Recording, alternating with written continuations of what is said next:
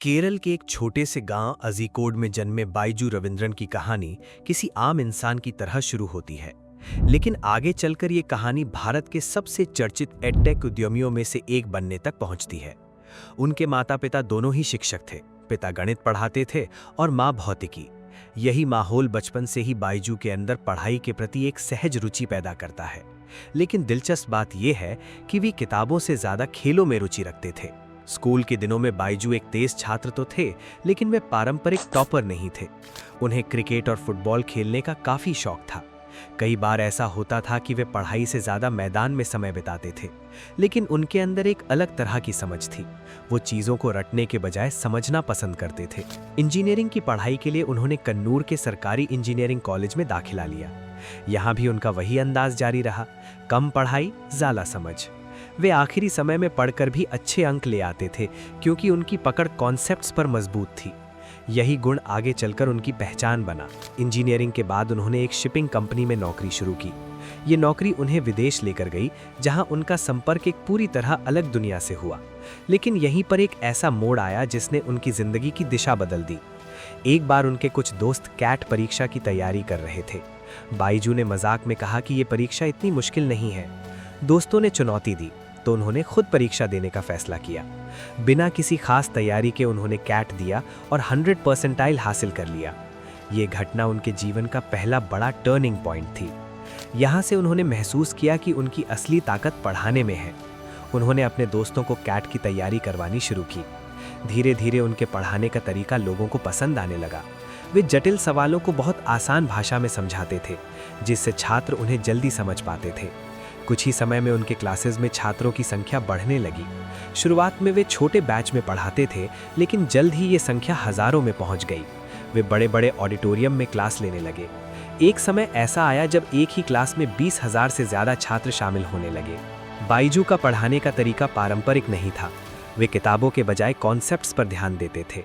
वे छात्रों को ये सिखाते थे कि सवाल को कैसे समझना है, ना कि सिर्फ उत्तर कैसे याद करना है। यही वजह थी कि उनके छात्र लगातार अच्छे परिणाम देने लगे। लेकिन इस सफर में सब कुछ आसान नहीं था। कई बार उन्हें आलोचनाओं का सामना करना पड़ा।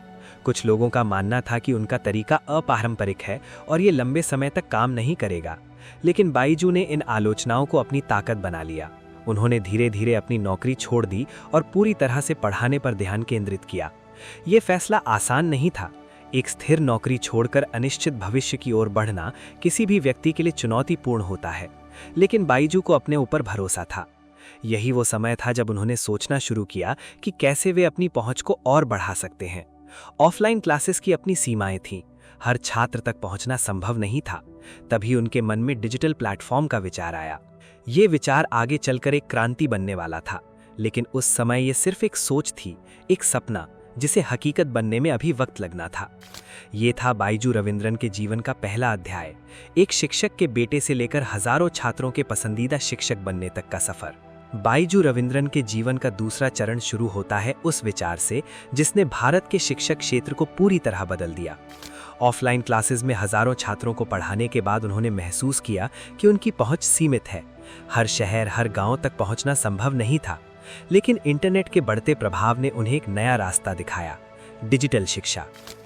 साल 2011 में उन्होंने अपनी company think and learn private limited की स्थापना की। यही कंपनी आगे चलकर बाइजूस के नाम से जानी गई। शुरुआत में ये एक साधारण सा प्रयोग था, वीडियो के माध्यम से पढ़ाना। लेकिन बाइजू का तरीका अलग था। वे एनिमेशन, रियल लाइफ उदाहरण और कहानी के जरिए पढ़ाते थे, जिससे छात्र विषय को महसूस कर पाते थे। 2015 में बाइजूस ने अपना मोबाइल ऐप लॉन्च किया। ये वो समय था जब भारत में स्मार्टफोन और इंटरनेट का इस्तेमाल तेजी से बढ़ रहा था। बाइजूस ने इस मौके को सही समय पर पकड़ा। ऐप ने कुछ ही महीनों में लाखों डाउनलोड हासिल कर लिए। शुरुआती सफलता के पीछे एक बड़ा कारण था बाइजूस का कंटेंट।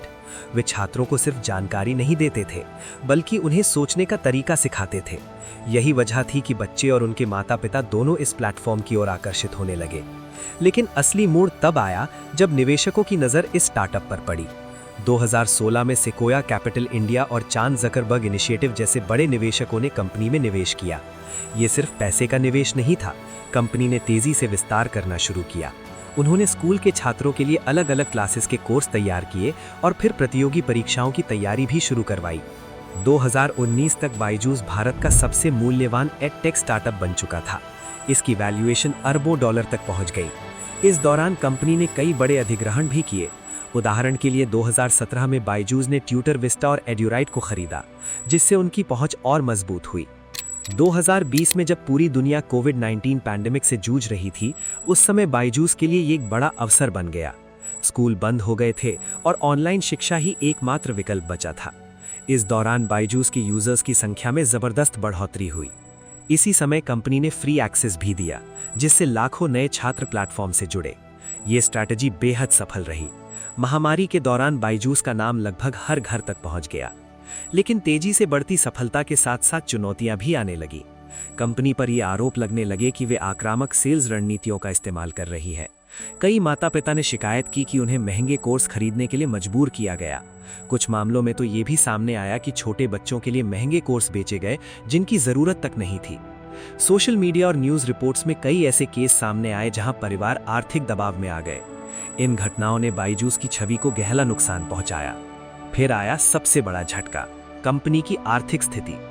बायजूस ने 2021 में करीब $1.2 बिलियन का टर्म लोन लिया था, लेकिन 2023 तक कंपनी उस लोन का ब्याज समय पर भुगतान नहीं कर पाई। इसके बाद लेंडर्स के साथ कानूनी विवाद शुरू हो गए। इस पूरे मामले ने अंतर्राष्ट्रीय स्तर पर भी ध्यान खींचा। बायजूस को कोर्ट केस और जांच का सामना करना पड़ा। इससे कंपनी की साख और कमजोर हो गई। इसी बीच कंपनी ने लागत कम करने के लिए बड़े पैमाने पर कर्मचारियों की छंटनी शुरू कर दी। हजारों कर्मचारियों को नौकरी से निकाल दिया गया। ये कदम कंपनी के लिए जरूरी हो सकता था, लेकिन इससे संगठन के अंदर अस्थिरता बढ़ गई। 2024 तक आते आते स्थिति और गंभीर हो गई। बायजूस की वैल्यूएशन, जो कभी $22 बिलियन तक पहुंच गई थी, तेजी से गिरने लगी। कई निवेशकों ने अपनी हिस्सेदारी का मूल्य कम कर दिया। इस दौरान एनफोर्समेंट डायरेक्टरेट ने भी कंपनी के खिलाफ जांच शुरू की। विदेशी निवेश और फंड ट्रांसफर को लेकर सवाल उठाए गए। ये मामला कानूनी रूप से बेहद संवेदनशील था और कंपनी के लिए एक और बड़ी चुनौती बन गया। लेकिन इस पूरी कहानी में सबसे दिलचस्प पहलू है बायजू रविंद्रन का रवैया। उन्होंने कई इंटरव्यूज में कहा कि ये एक अस्थायी संकट है और कंपनी वापसी करेगी। उनका मानना था कि लंबी अवधि में बायजूस का मॉडल मजबूत है।